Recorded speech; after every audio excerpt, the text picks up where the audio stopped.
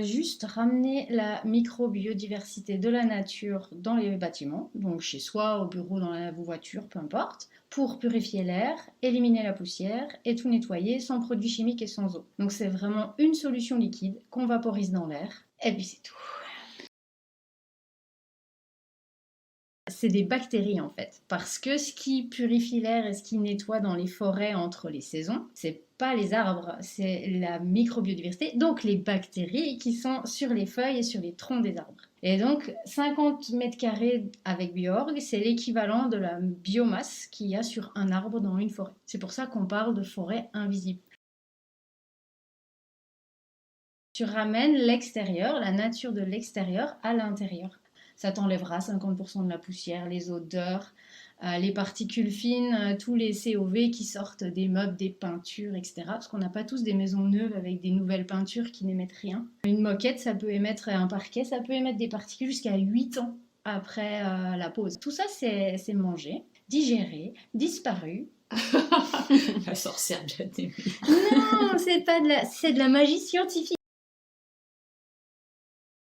Un produit qui est vraiment tellement simple à utiliser, tu vaporises, t'essuies, c'est propre. Enfin, je veux dire, plus simple que ça, c'est quand même un petit peu difficile. Un enfant peut le faire, d'ailleurs mes enfants le font et adorent. Je pense que ce sont les seuls enfants du monde, quand tu leur dis va faire ta chambre, ils disent ah ouais. Excellent, j'adore. Franchement, c'est un petit miracle en bouteille, c'est vrai. C'est différent et un peu pareil. Aérer, il faut le faire.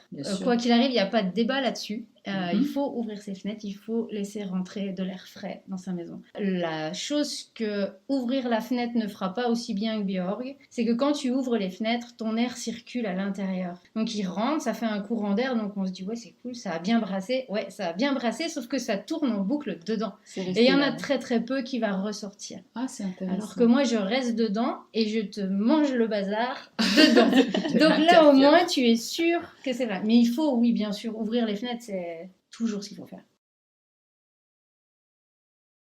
On parle beaucoup de pollution, de voitures, d'émissions, etc.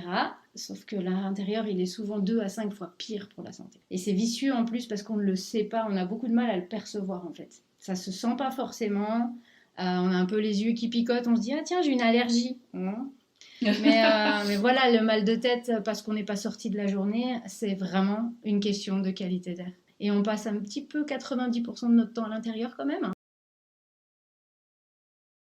Zéro. Je parlais de zéro danger. C'est malheureux en fait. Je vends de l'invisible où il n'y a rien dedans. On retire cette question immédiatement.